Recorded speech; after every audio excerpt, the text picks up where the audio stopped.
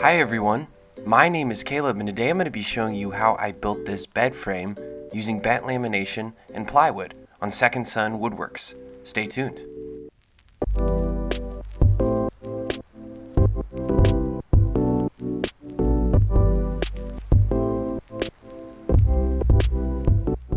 This project is part of the Rockler Bent Wood Challenge. I hope you enjoy it.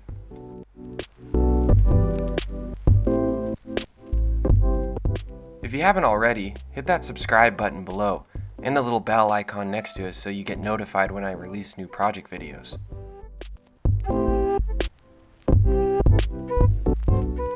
Alright folks, let's get started. To begin this project, I needed to create a form that I could press the different pieces of 1/8 inch plywood together in order to form a bent headboard and footboard. So you can see here I'm using some scrap plywood and some 2x4s to create this mold.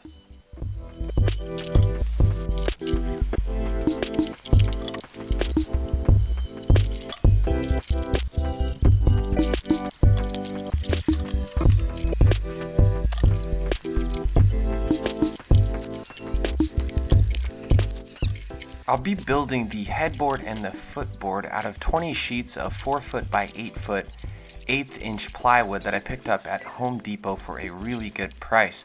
I got the idea to use this plywood from a video released by Homemade Modern, another great channel, called Bending Plywood to Make a Lounge Chair. There's a link above, you should check it out.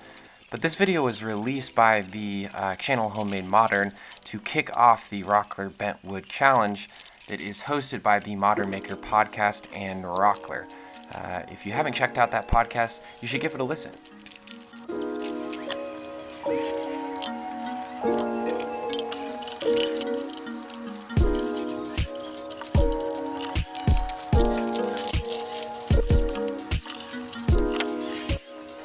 Once I finish constructing the mold that I'll be using to press the different pieces of plywood together, I needed to cut down the pieces of plywood to their correct size.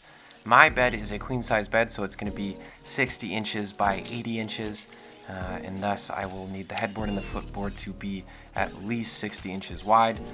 So if you do this project, make sure you measure your bed before.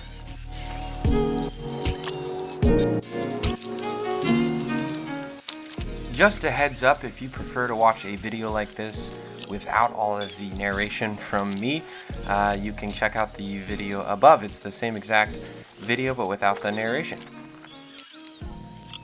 Before doing the actual glue up, I did a test dry fit with several pieces of the plywood in between the different parts of the mold.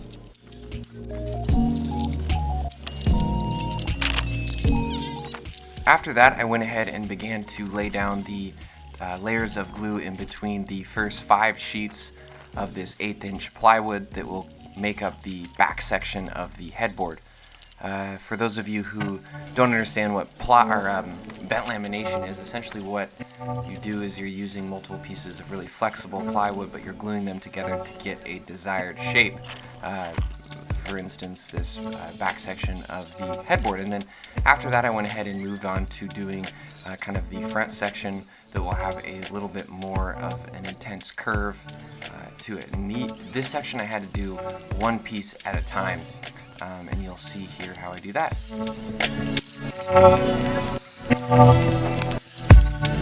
This project definitely required quite a few clamps.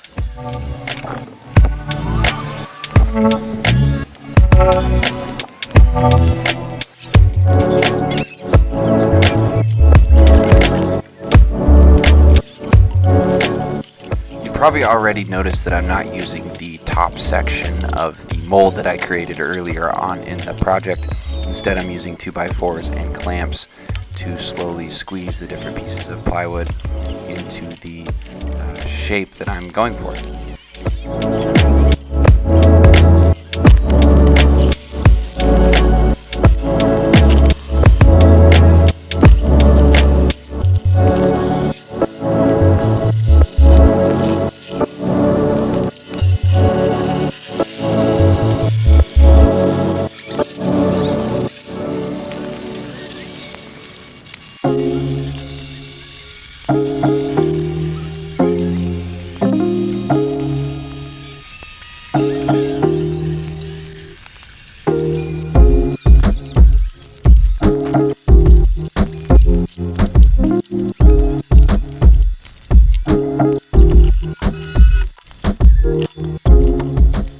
went through about 2.5 gallons of Titebond 2 wood glue for this project. It was quite a bit.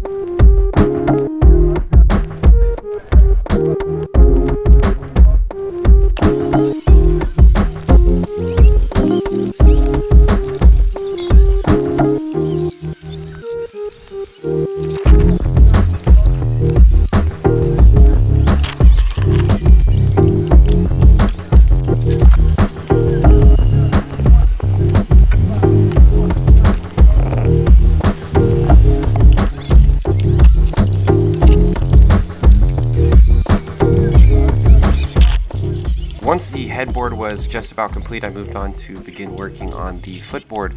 Now the first step in working on the footboard was to cut down the 10 different sheets of plywood to the correct size.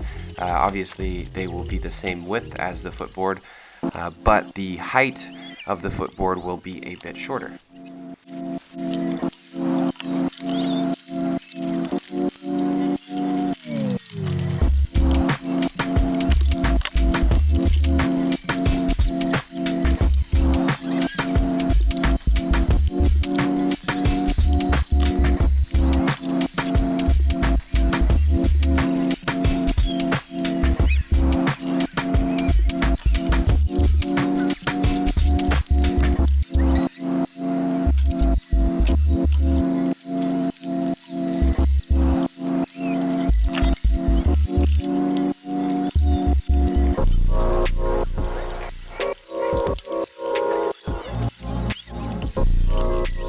I've got to say that this is one of the longest woodworking projects that I have ever done, just because I had to wait for each of these different glue ups to fully cure before I could move on to the next one.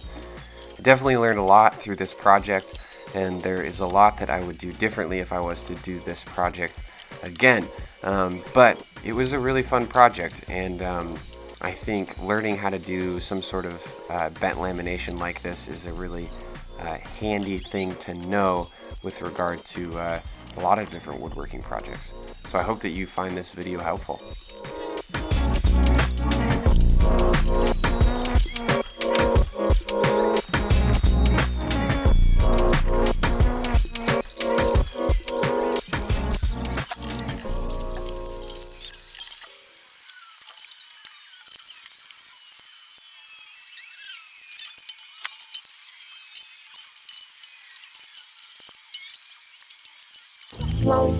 After I finished gluing up the footboard, I went ahead and returned to the headboard and put one final sheet of plywood, the 10th sheet of plywood, to the back side of the headboard. You can see here that there was some tear out when I removed it from the form.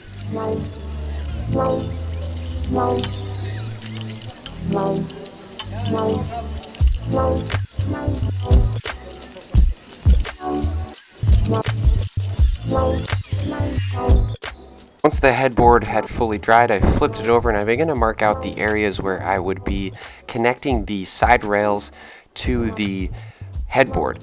Now, to do this, I ended up having to router out a section on both the footboard and the headboard where the side rails would connect, and the section needed to be square to the ground, and it needed to be flat, on this curve. And so I had to develop this little simple jig with some scrap wood that I had in the shop that my router could rest up against, and then I could router out a section on both the headboard and the footboard.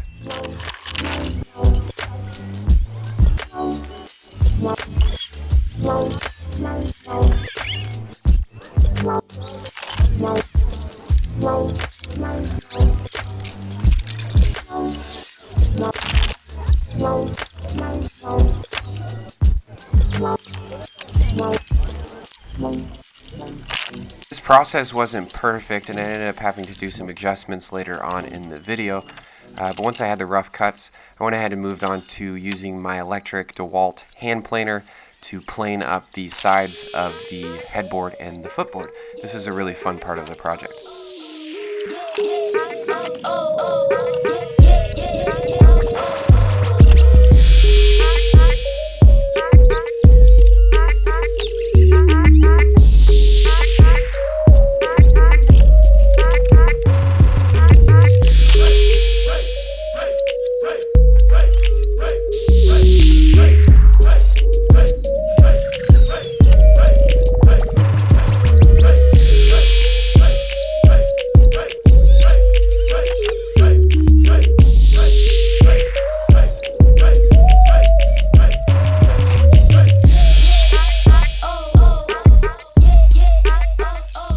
Once I had finished planing down the sides of the footboard and the headboard, I went ahead and moved on to cutting the plywood that I'll be using for the side rails.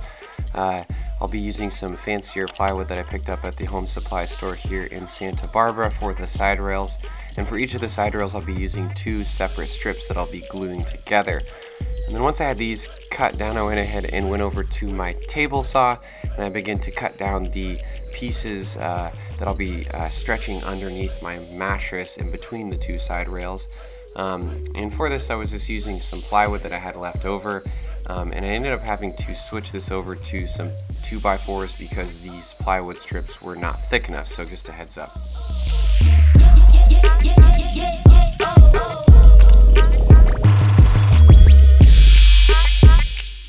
After gluing up the side rails, I returned to working on the areas where the side rails would be connecting into the footboard and the headboard using this little jig that I created.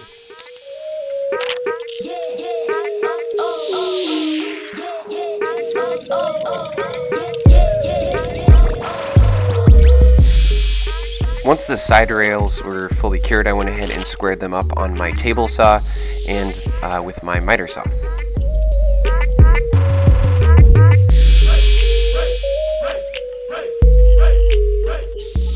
My original plan was to use some specialty bed hardware that I picked up off of Amazon to attach the side rails to the headboard and the footboard, but there wasn't enough depth in the areas of the headboard and the footboard to use this hardware. So what I did is I ended up buying some threaded rods from my local hardware store that I inserted into the side rails, and then I drilled out holes in the areas that I routed out, and then I would be able to attach nuts on the section that is in the middle of the headboard and the footboard where the curve is.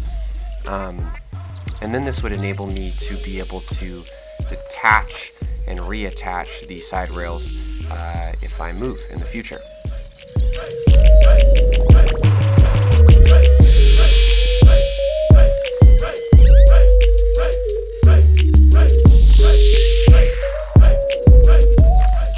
After that, I went ahead and did a test fit of the bed frame, and then I returned to the different sections of plywood that I would be attaching to the side rails. I cut them down to length, and then I glued them to the side rails, and these sections will be holding the plywood that will go across the from one side rail to the other where my mattress will be sitting.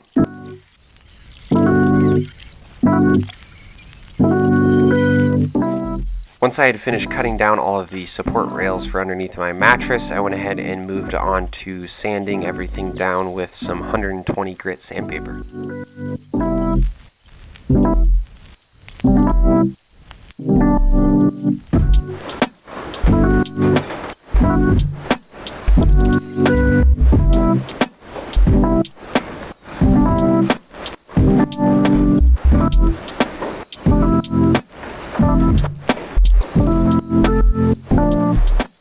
Once I had completed the first round of sanding, I went ahead and cleared the shop to be able to lay all the different pieces of the bed frame out on a drop cloth so that I could go ahead and spray the first coat of polyurethane.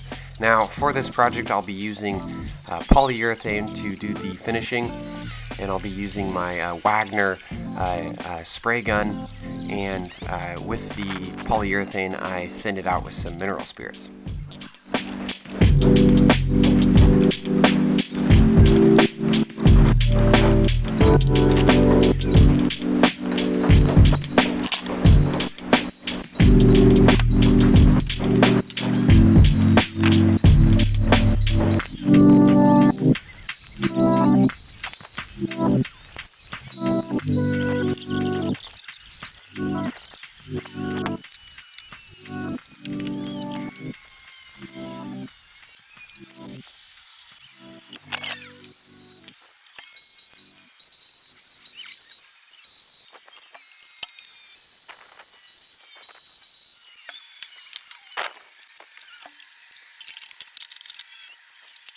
After I finished the first coat of polyurethane, I set the bed up, and then I did some sanding with 220 grit sandpaper before doing the final coat of polyurethane for the bed.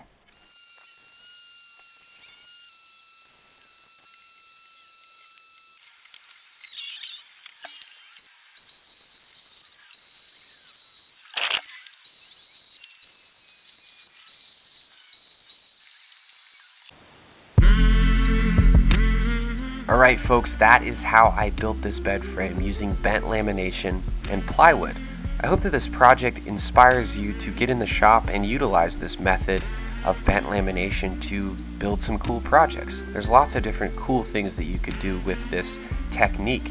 If you have any questions or comments, leave them below. Make sure to hit the subscribe button if you haven't already. Go over to my channel and check out all of the different videos that I have. Check out my Instagram so that you can stay in touch with what's going on in real time in my shop, and get in the shop, build something cool. Alright guys, take care.